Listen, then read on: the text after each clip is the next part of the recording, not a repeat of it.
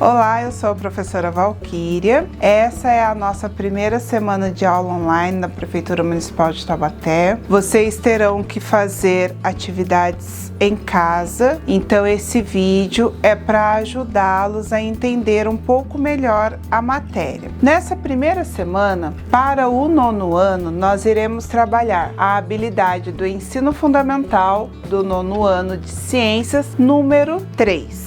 Essa habilidade estará no livro de vocês, aquele livro que a gente utiliza em sala de aula e que a direção entregou para cada um de vocês, e está presente a partir da página 86 até a página 93. Nós iremos falar nesse momento sobre as ideias que existem sobre a matéria. Na Grécia Antiga, o filósofo Leucipo de Mileto, ele propôs que toda a matéria fosse constituída de partículas fundamentais indivisíveis. Segundo ele, essas propriedades dos materiais seriam determinadas pela quantidade, pela forma e pelo modo como essas partículas se organizavam. Essa ideia ganhou diversos adeptos e logo passou a se chamar de átomos. As pessoas que defendiam essa ideia passou a se chamar de atomistas. Eles defendiam que todas as propriedades da matéria se devem aos átomos que os compõem. Na Grécia Antiga, esse raciocínio era contestado pelos defensores da teoria dos 4 elementos, onde eles achavam que tudo abaixo do céu era formado pelos 4 elementos: terra, água, ar e fogo. Essa teoria dos 4 elementos foi defendida até o século XVIII, onde então passou-se a estudar mais os átomos e entender que eles constituíam a matéria. Ao longo do século XVII, o conhecimento tradicional que eram passados nas universidades passaram a ser contestados e passou-se a se fazer experimentos para provar suas teorias, utilizando os modelos que poderiam ser testados e não apenas ficar no teórico. E foi nesse contexto que as ideias dos atomistas começaram a ganhar força, porque eles começaram a fazer experimentos para provar suas ideias. No início do século XIX, o cientista inglês John Dalton propôs a teoria sobre a propriedade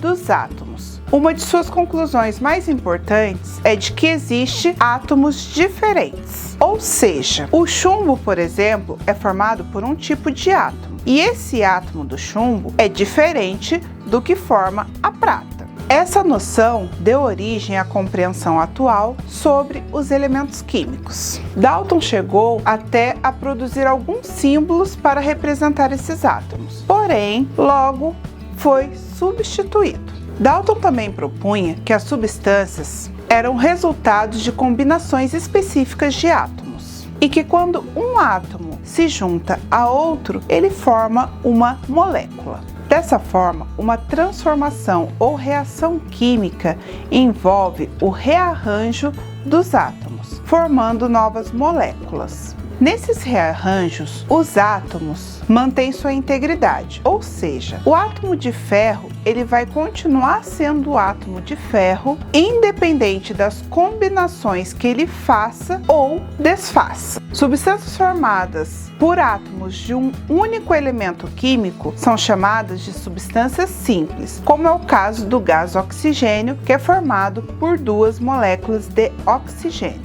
Substâncias formadas por átomos de 2 ou mais elementos químicos são chamados de substâncias compostas, como é o caso da água, que é formado por 2 moléculas de hidrogênio e uma de oxigênio. Dalton acreditava que os átomos fossem esféricos, maciços e indivisíveis. Porém, essa ideia foi contestada por Thomson no final do século XIX, pois ele identificou a primeira partícula subatômica conhecida como o elétron. Thomson se dedicava a estudos sobre eletricidade e ele já sabia que os átomos eram eletricamente neutros. Ele concluiu que átomos de diferentes elementos químicos eram constituídos por um tipo de partícula que era comum a todos os átomos e com carga elétrica negativa. Ele recebeu o nome de elétron. Thomson propôs um novo modelo. Como ele sabia que os átomos eram eletricamente neutros, ele propôs que existisse uma carga elétrica positiva que neutralizasse a carga elétrica negativa. No modelo de Thomson, o átomo seria uma esfera de carga elétrica positiva, tendo partículas negativas movendo-se em círculos em seu interior e na superfície. Ao analisar as ilustrações que nós temos nos livros, nós temos que lembrar que eles representam modelos de átomos e não o que é real, pois até hoje nós não temos nenhum equipamento onde a gente consiga ver esse átomo individualmente para poder ter alguma imagem concreta. O que nós temos são modelos que explicam as experiências e as descobertas feitas dos átomos.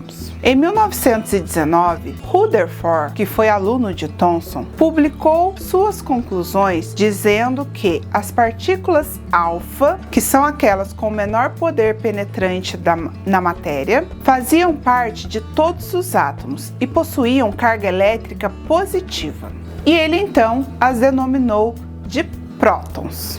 A partir de suas conclusões, Rutherford propôs um novo modelo atômico, no qual os prótons se agrupam no centro do átomo, formando o núcleo. Os elétrons, muito menores e mais leves, movimentam-se constantemente ao redor do núcleo, formando a eletrosfera. Segundo esse modelo, entre o núcleo e os elétrons existe um espaço vazio. Rutherford e sua equipe demonstraram que a massa do núcleo é 2 vezes maior que a massa dos prótons presentes no átomo. Para explicar essa diferença, foi proposta uma terceira partícula subatômica chamada de nêutron.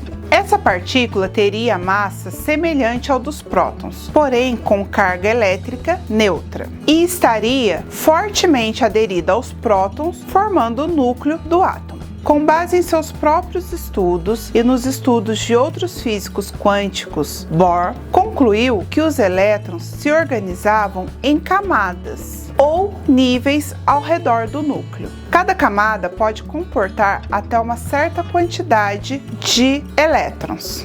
Além disso, quanto mais afastada a camada desse elétron estiver do núcleo, mais energia seus elétrons vão possuir. Aqui a gente finaliza a aula da primeira semana e nós vamos continuar falando sobre átomos nas próximas semanas. Esse é o básico que vocês precisam saber para poder fazer os exercícios, as atividades que vocês receberão. Espero que tenha esclarecido e que não tenha ficado nenhuma dúvida. Bons estudos! Qualquer dúvida é só me comunicar nos grupos de WhatsApp que eu irei responder com o maior carinho para vocês. Até a próxima!